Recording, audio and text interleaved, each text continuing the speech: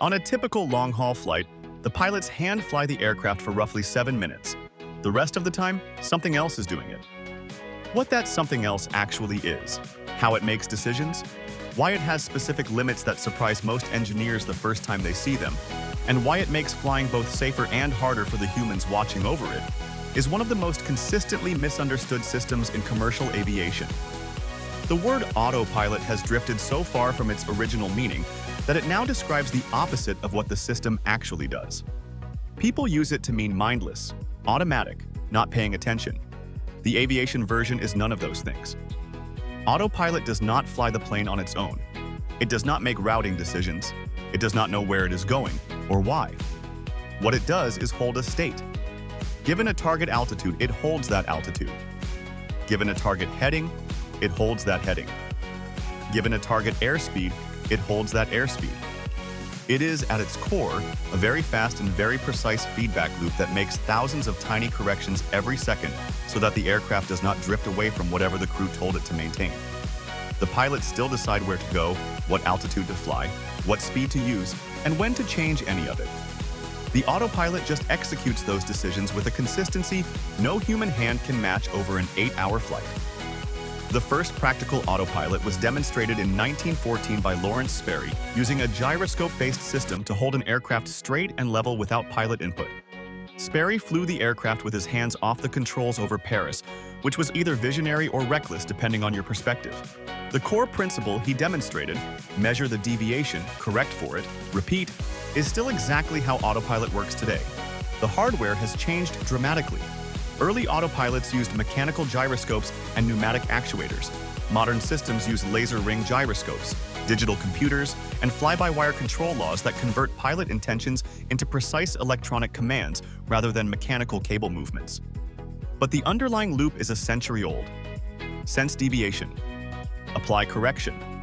Sense the result. Correct again.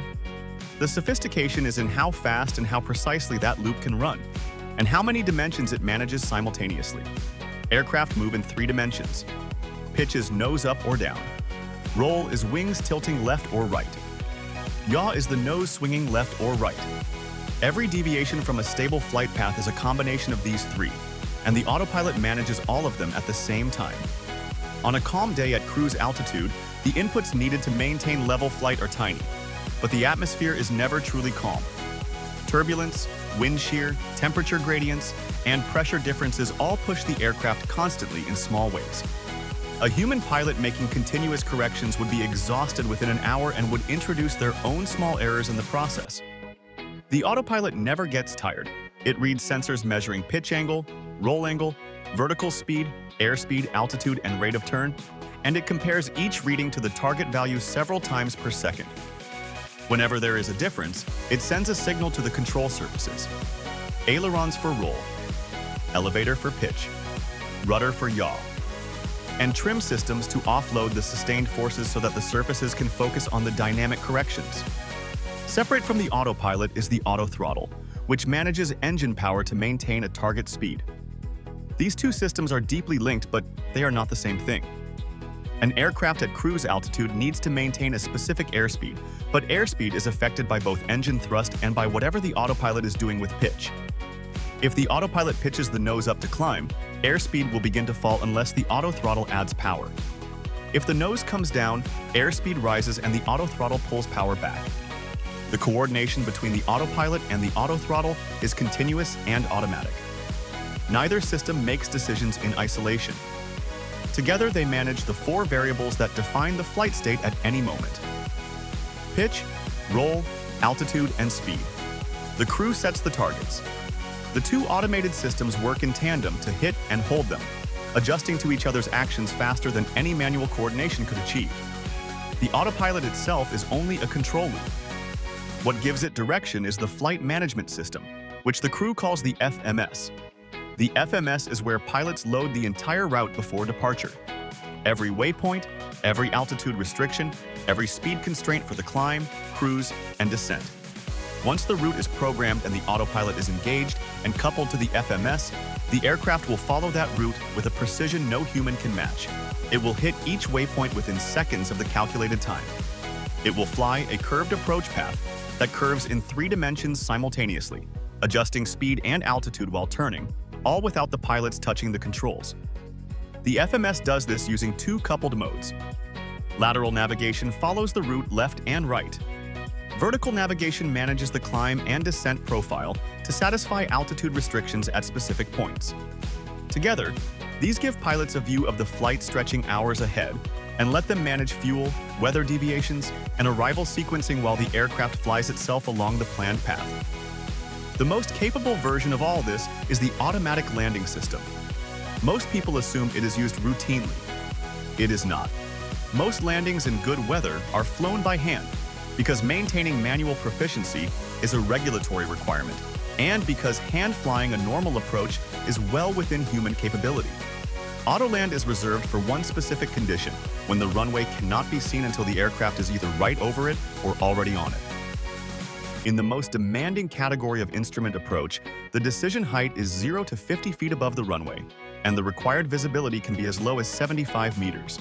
No human can reliably fly a precision path at 250 feet per minute of descent while simultaneously tracking a runway centerline they cannot yet see. Autoland can. It receives signals from 2 radio beams transmitted from the runway. One provides lateral guidance along the centerline.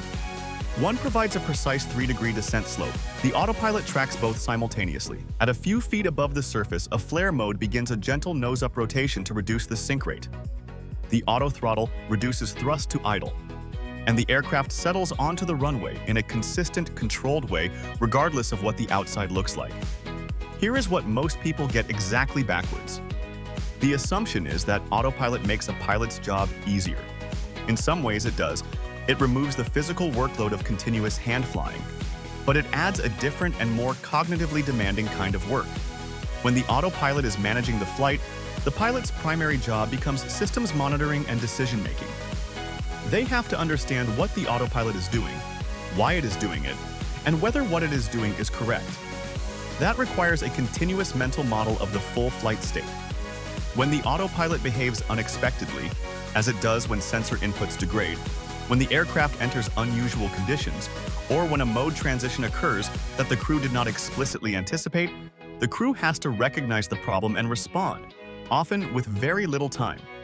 Several significant accidents in the past 3 decades were caused not by autopilot failure, but by crew failure to understand what the autopilot was doing and why it had disconnected.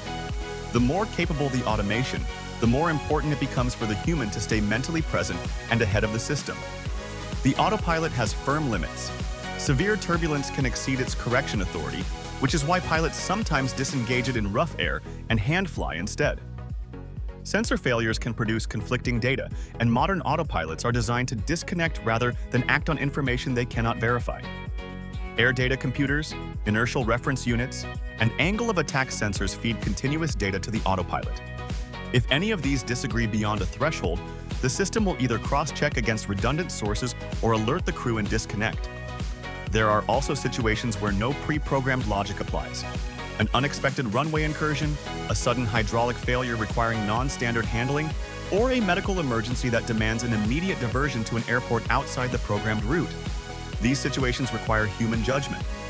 The autopilot can hold the aircraft steady while the crew works the problem, but it cannot define what the right answer is. That is still entirely the domain of the people in the cockpit. The current model requires 2 pilots. The question now being actively studied by regulators and manufacturers is whether certain phases of long-haul flight, specifically high-altitude cruise, where the automation is most capable and the workload is lowest, could be safely operated with 1 pilot awake and 1 resting in a crew rest area. The automation would manage steady-state cruise and alert the sole pilot if action were required. This is different from fully autonomous flight, which no regulator is close to certifying. The human remains present, responsible, and the final authority. But the automation is being trusted to manage more of the flight without continuous dual supervision. Whether this happens in the next decade depends less on the technology, which already largely exists, and more on how regulators, airlines, insurers, and the public come to terms with a question that has no purely technical answer. How much trust in a machine is enough? So what is flying your plane? The honest answer is both. The autopilot is holding the state. The pilots are deciding what state to hold, watching whether the automation is holding it correctly, and remaining ready to take over the moment the situation changes. The machine gets the precision.